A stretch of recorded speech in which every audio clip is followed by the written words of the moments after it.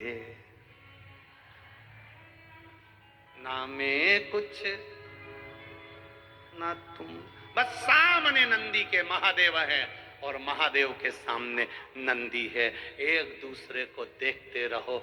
जब नंदी कहता है, कई बार पार्वती जी ने कहा तू शिव जी के सामने बैठा रहता है, आंख खोल कर बैठा रहता है, आंख झपकता तक नहीं, आंख बंद करता नहीं, क्यों नहीं करता? नंदी कहता है वो आंख बंद करके बैठा है, एक क्षण के लिए जब वो खोलेगा मुझे जरूर देखेगा, इसलिए मेरा नेम उस परमात्मा से मिल जाए।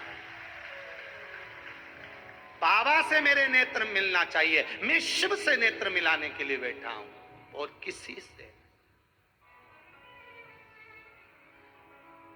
घोड़ा देखा है? इधर चलते हैं क्या? घोड़ा गाड़ी चलती है इधर है? नहीं चलती? अच्छा, हमारे उधर चलती है। वो हमारे उधर घोड़े को ऐसे दो ऐसे पट्टे बांध देते हैं, देखा तुम लोगों ने? घोड़े को दो पट्टे ऐसे बांध देते हैं उसकी आंख के सामने। क्यों? जम के बोलो जरा, इधर उधर नहीं देखे, सामने देखे।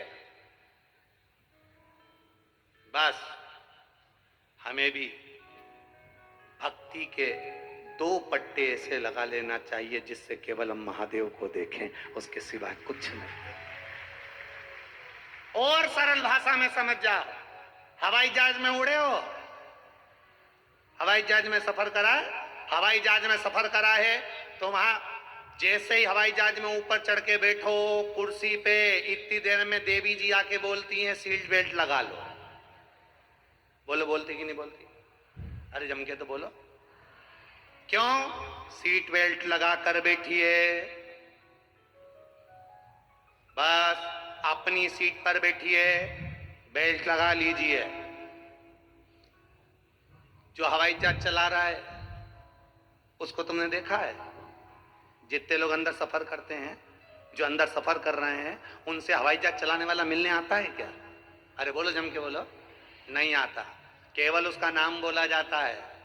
ये पायलट इतनी देर में, इतनी घड़ी में, ये पायलट इतनी दूर पहुंचा देंगे।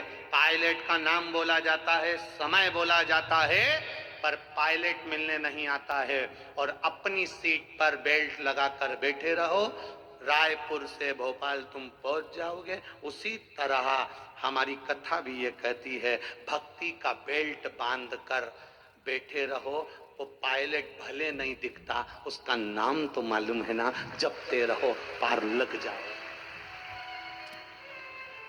उसका नाम तो मालूम है ना, श्री शिवाय नमस्तुभ्यम। उसके नाम को जपते रहो, अपनी सीट पर बैठे रहो, भक्ति का बेल्ट बांध कर रखना। और उड़ान भरेगा, उड़ान भरेगा तब थोड़ा सा झटका लगेगा, उतरेगा तब झटका लगेगा।